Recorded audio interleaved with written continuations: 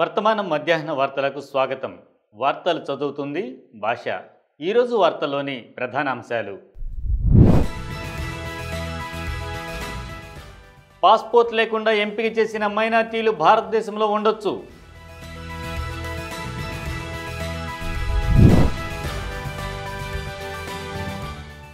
కేంద్రం భారీ good news, GST స్లాబుల కీలక మార్పు.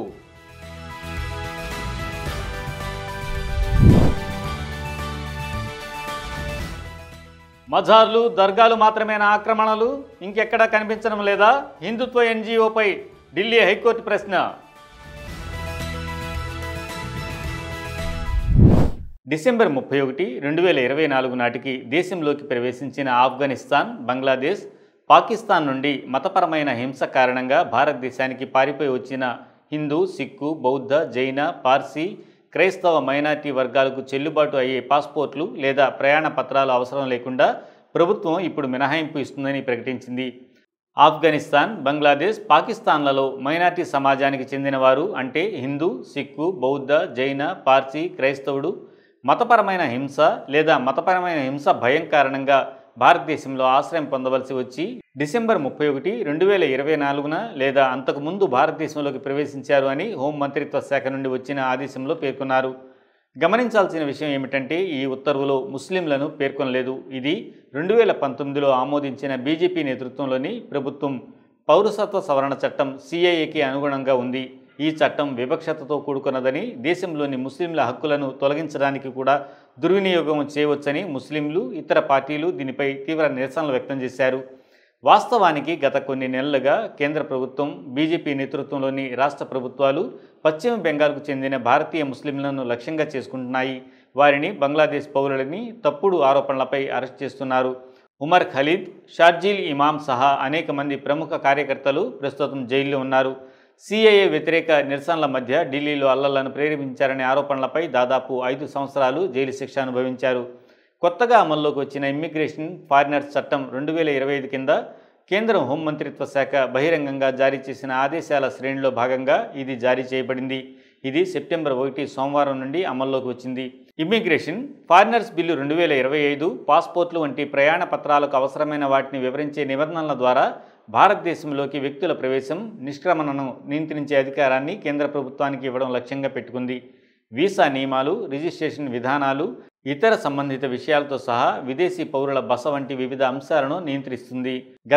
గత సంవత్సరం అమలు చేసిన పౌరసత్వ సవరణ చట్టం సిఏఏ డిసెంబర్ 31, 2014 లేదా అంతకుముందు భారతదేశంలోకి ప్రవేశించిన ఆఫ్ఘనిస్తాన్, బంగ్లాదేశ్, పాకిస్తాన్ నుండి ముస్లిమేతర మైనార్టీలకు మాత్రమే పౌరసత్వ అర్హతను పొడిగించింది. ఇటీవల ఆదేశం కొంతమంది వ్యక్తులు డిసెంబర్ 31, 2024 నాటికి వచ్చినట్లయితే వారు డాక్యుమెంటేషన్ లేకుండా భారతదేశంలో ఉండటానికి అనుమతించినప్పటికీ ఇది పౌరసత్వాన్ని హామీ ఇవ్వదు.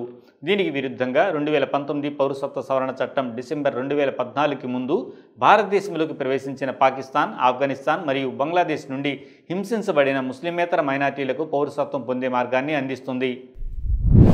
కేంద్ర ఆర్థిక మంత్రి నిర్మలా సీతారామన్ అధ్యక్షతన అన్ని రాష్ట్రాల మంత్రులు భాగస్వామ్యంగా ఉండే జీఎస్టీ కౌన్సిల్ బుధవారం వ్యక్తిగత హెల్త్, లైఫ్ ఇన్సూరెన్స్ ప్రీమియంలను goods and services tax GST నుంచి మినహాయించడానికి నిర్ణయించింది. 56వ సమావేశంలో జీఎస్టీ కౌన్సిల్ తీసుకున్న నిర్ణయాల వల్ల పలు వస్తువుల ధరలు తగ్గనున్నాయి. అలాగే కొన్నింటి రేట్లు పైకి చేరుతాయి. సెప్టెంబర్ 22 నుంచి ఈ కొత్త జీఎస్టీ రేట్లు వర్తిస్తాయని ప్రభుత్వం పేర్కొంది. జీఎస్టీ స్లాబుల కుదింపు మార్పు వల్ల ఏ వస్తువుల ధరలు దిగి వస్తాయో మనం ఇప్పుడు ఒకసారి తెలుసుకుందాం. యూహెచ్టీ పాలు, పన్నీరు, పిజ్జా, బ్రెడ్, ఖక్రా, రోటీలు జీఎస్టీ నుంచి మినహాయించారు. వెన్న, నెయ్యి, చీజ్, జామ్లు, సాస్లు, సూపులు, పాస్తా, నమ్కీన్లు, మిఠాయిలపై ఇప్పుడు 5% పన్ను మాత్రమే పడుతుంది. ఇది పూర్వం 12 నుంచి 18% ఉండేది. బాదం, పిస్తా, కాజు, ఖర్జూరం, సిట్రస్ ఫలాలు కూడా 5% పన్ను వర్తిస్తుంది. జీవన రక్షణ మందులు ఇకపై పన్ను రహితంగా ఉంటాయి. ఎక్కువ మందులు, వైద్య పరికరాలు, డయాగ్నోస్టిక్ కిట్లు, బ్యాండేజీలు, థర్మామీటర్లు, ఆక్సిజన్ 5% పన్నుతో వస్తాయి. పూర్వం 12 నుంచి 18% ఉండేది. కేశం నూనె, షాంపూలు, పేస్టు, సబ్బులు, రేజర్ ఉత్పత్తులు, టాల్కమ్ పౌడర్, దంతమంజ, సేఫ్టీ మ్యాచ్లు ఇప్పుడు 5% జీఎస్టీలకి లోబడి ఉంటాయి. నోట్బుక్స్, పెన్సిల్స్, షార్ప్నర్లు, ఎరేజర్లతో పాటు బొమ్మలు, క్రీడా వస్తువులు, హ్యాండ్ క్రాఫ్ట్లు, కేమ్ ఉపయోగించి తయారైన ఫర్నిచర్లు కూడా తక్కువ ధరలో లభిస్తాయి. సిమెంట్పై పన్ను 28% నుంచి 18% తగ్గించారు. ట్రాక్టర్లు, సైకిళ్లు, 350 cc లోపు మోటార్ సైకిళ్లు, చిన్న కారు అనగా పెట్రోల్, డీజిల్ 1200 cc, 1500 cc కన్నా తక్కువ, పొడవు 4 మీటర్ల కన్నా తక్కువ, ఎలక్ట్రిక్, హైబ్రిడ్ వాహనాలు, అంబులెన్సులపై తగ్గింపు ఉంది. మార్బుల్, గ్రానైట్ బ్లాక్లు, పంట శేషం నుండి తయారైన బోర్డ్స్ వంటి పర్యావరణ హిత నిర్మాణ పదార్థాలు కూడా 5% పన్నుకు లోబడి ఉంటాయి. ఇక ధరలు పెరిగేవి చూస్తే పాన్ మసాలా, గుట్కా, చూయింగ్ తంబాకు, సిగరెట్లు ఇప్పుడు 40% జీఎస్టీకి లోబడి ఉంటాయి. పూర్వం 28% ఉండేది. కార్బోనేటెడ్ సాఫ్ట్ డ్రింక్స్, కెఫీన్ ఉన్న బేవరేజ్లు, ఫ్రూట్ పిడ్జీ డ్రింక్స్ కూడా 40% స్లాబ్లోకి వస్తాయి. లగ్జరీ వస్తువులు 1200 cc నుండి 1500 cc పై ఇంజిన్ ఉన్న ఎస్యూవీలు, పెద్ద కారు, 350 cc పై మోటార్ సైకిళ్లు, యాట్లు, ప్రైవేట్ విమానాలు, రివాల్వర్లు, పిస్టళ్లు వంటి వస్తువులు 40% జీఎస్టీలోకి ఉంటాయి. కోల్, లిగ్నైట్, ఫీడ్ 5% నుంచి 18%కి పన్ను పెరిగింది. డీజిల్తో మిళితం కానీ బయోడీజిల్ 12% నుంచి 18%కి పెరిగింది.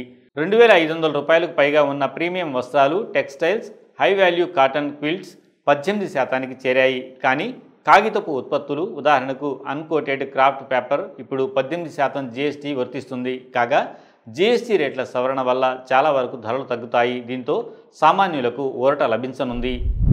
యమునా వరద మైదానాల్లోని మజారు, 3 దర్గాలు సహా అక్రమ నిర్మాణాలను తొలగించాలని కోరుతూ హిందుత్వ అనుబంధ సంస్థ సేవ్ ఇండియా ఫౌండేషన్ దాఖలు చేసిన పిటిషన్ను ఢిల్లీ హైకోర్టు బుధవారం కొట్టివేసింది.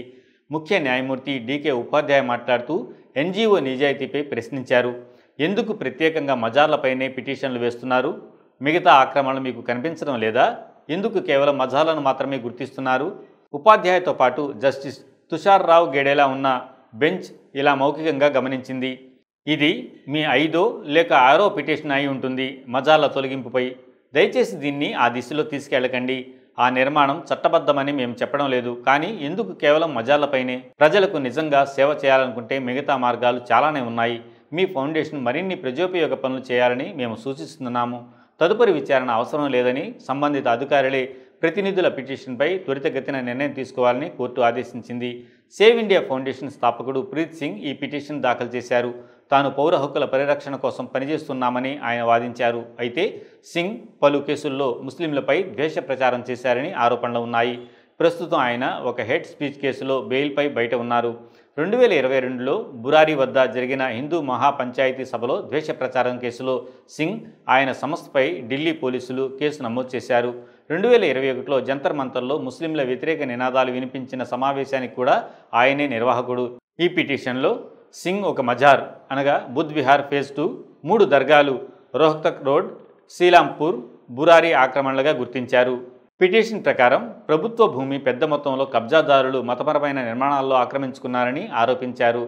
జూలైలో ఇదే సంస్థ భవానాలో సమాధి స్థలం కోసం కేటాయించిన 4000 చదరపు మీటర్ల భూమిపై ఆక్రమణలు ఉన్నాయంటూ పిటిషన్ వేసింది. కోర్టు దాన్ని కూడా కొట్టివేసింది. ఏప్రిల్లో వజీర్పూర్లోని ఒక మసీదు, దుకాణాలు, ఎంసీడీ పాఠశాల భూమిపై ఆక్రమణ చేశాయని ఆరోపిస్తూ పిటిషన్ వేసింది. కోర్టు ఎంసీడీకి ఫిర్యాదును విచారించమని ఆదేశించింది. రికార్డుల ప్రకారం ఈ ఏడాది ఒక్క 2025లోనే సేవ్ ఇండియా ఫౌండేషన్ ఢిల్లీ హైకోర్టులో 20 పిటిషన్లను దాఖలు చేసింది. వాటిలో చాలా ముస్లిం మత సంస్థలపై ఆక్రమణల ఆరోపణలే. గత కొన్నేళ్లలో దాఖలైన దాదాపు 12 పిటిషన్లు ఇంకా పెండింగ్లోనే ఉన్నాయి. ఈ వార్తలు ఇంతటితో సమాప్తం. మరిన్ని విశేషాలతో మళ్ళీ మీ ముందుంటాం. అంతవరకు సెలవు. ధన్యవాదాలు.